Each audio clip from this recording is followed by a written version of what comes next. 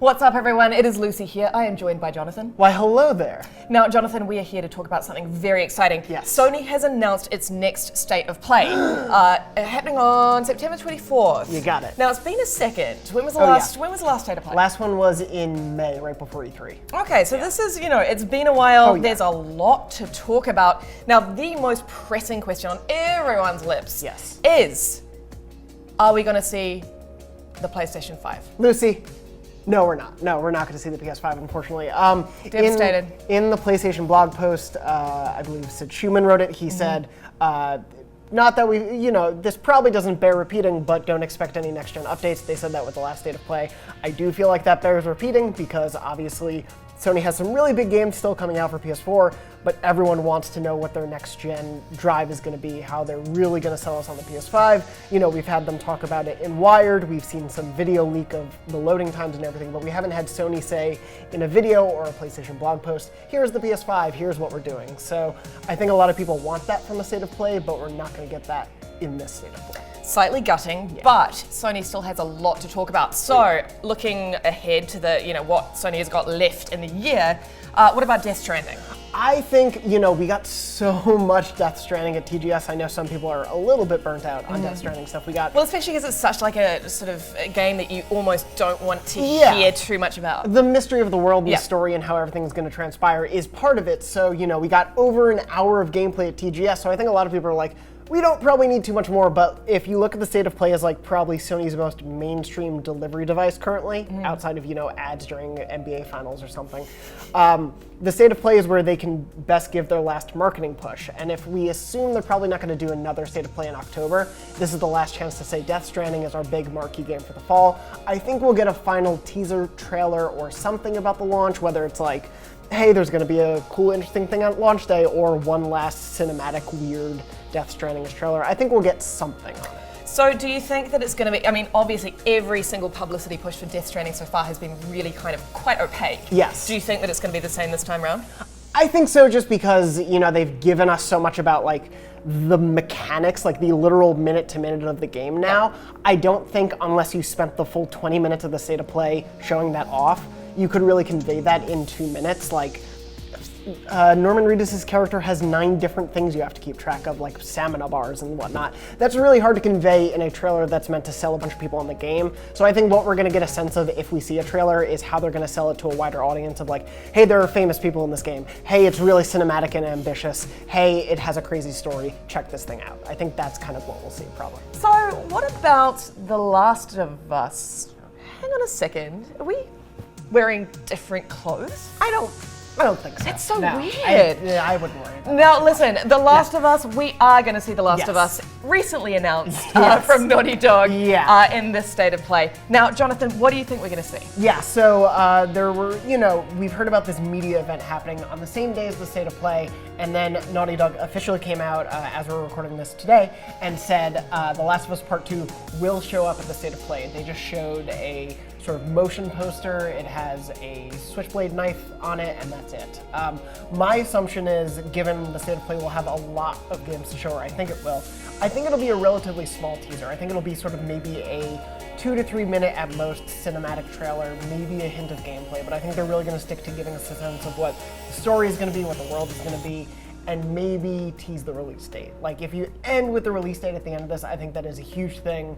It, one, shows that Sony cares first-party-wise a lot about State of Play, but I think also it's time for us to see more of The Last of Us, and I think that would be a great sort of capper to this State of Play. Yeah, 100% agree. It's so exciting. Oh, yeah. So looking forward to big PlayStation games in 2020. We've also got Ghost of Tsushima. Yes. We have not heard much It's been very quiet around the Sucker Punch game. What do you think we're going to see, if anything? Andrew, just tell me about the game. It's fun. Come on, man. I think it's not going to be part of this. Knowing that Death Stranding is obviously the big push for this fall, and there are a couple other games Sony needs to prominently display for this fall too, which we can get to in a second. But I think they're going to leave Ghost of Tsushima for a little bit, probably an early 2020 highlight. I think given the general conversation seems to be Last of Us is going to come first and then Ghost. So I think because we still have to see Last of Us Part 2, like we really have not seen much of that game at all. I think to also throw Ghost into the mix is just too much. Yeah, too much, too soon. Yeah, so I think that game deserves its time in the spotlight. I think it deserves its due, but I think that should come a little bit later. Okay, so it wouldn't be a state of play without new game announcements. Do you think we're going to see some of those? And if so, what do you personally want to see?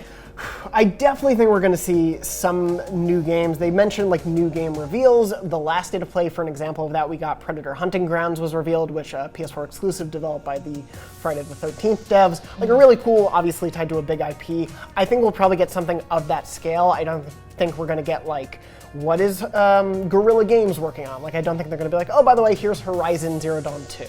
I don't think we'll get something that big, but like big question marks lingering, or what is Bluepoint working on? They're the team who worked on the Shadow of the Colossus PS4 remake, which is beautiful and amazing and big, but we haven't heard of what they're doing since then, other than some light teases that it's the biggest project they've ever worked on and things like that. I would love to know if that is a, PlayStation exclusive or something like that.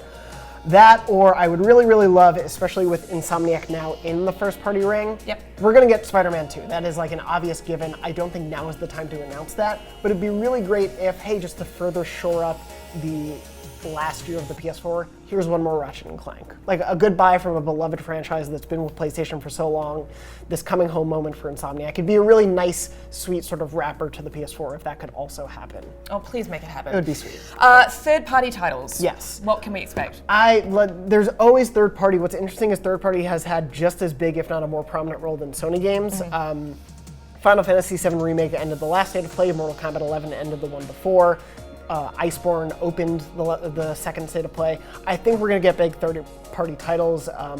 Call of Duty, Modern Warfare, and Activision and Sony have such a big partnership on it with the beta and stuff. I'm sure we'll probably get a tease of either post-launch content or something more about that game that we haven't yet. Maybe a more campaign-focused trailer or something like that. That feels like a given.